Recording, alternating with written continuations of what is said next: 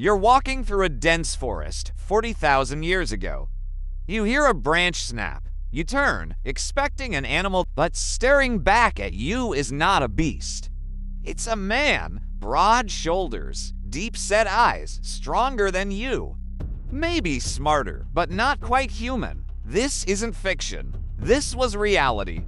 And the Earth was once home to not one, but two intelligent species. The mysterious and controversial war between Homo sapiens and Neanderthals. What really happened to our ancient cousins? Were they wiped out by us, or did something else destroy them? The answer lies in our bones. Neanderthals weren't the grunting, stupid caveman pop culture made them out to be. In fact, they were remarkably sophisticated. They appeared in Europe around 400,000 years ago, long before we did.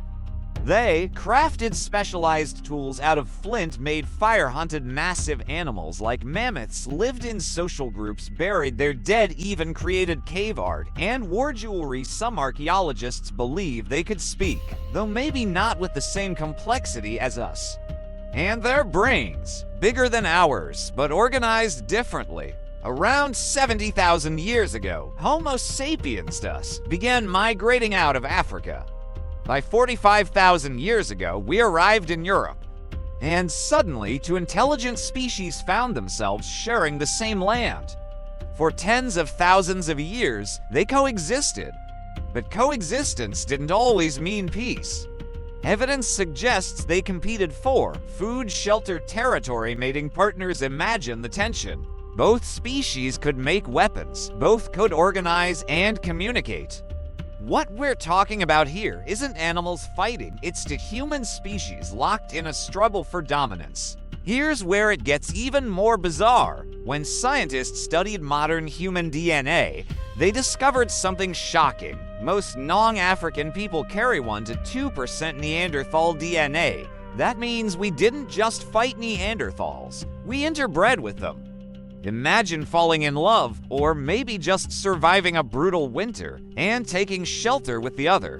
Your children would be hybrids, and they would live on. So did we wipe them out or merge? The answer is both. Climate didn't help them either. Around 40,000 years ago, Earth's climate went wild. Sudden freezing, resource scarcity, food became harder to find. Neanderthals, already in smaller populations, began dying out. They couldn't adapt as fast as we did. They were specialists, hunters of big game. When the big game disappeared, so did their food supply. Meanwhile, we Homo sapiens were generalists. We could eat fish, berries, rabbits, even insects. We formed trade networks, used more diverse tools, and adapted faster. Still, there's darker evidence. Archaeological sites show Neanderthal bones with spear wounds and skull fractures. Some even show signs of cannibalism, not just by us, but among themselves. One site in France revealed burned Neanderthal bones, possibly cooked. Was it war, massacres, or survival? We may never know the exact events. But we know this. By around 38,000 years ago, the Neanderthals were gone. Yet they're not truly extinct. Every time you scratch your nose or sneeze in the sun, that might be your Neanderthal genes kicking in. Some Neanderthal traits that survived in us: stronger immune responses, risk of depression, and nicotine addiction reactions to modern medications, skin and hair traits in Europeans and Asians. Their story didn't end. It was absorbed. They became part of us.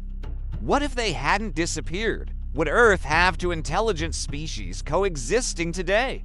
Could there have been Neanderthal cities, technology, culture? We'll never know.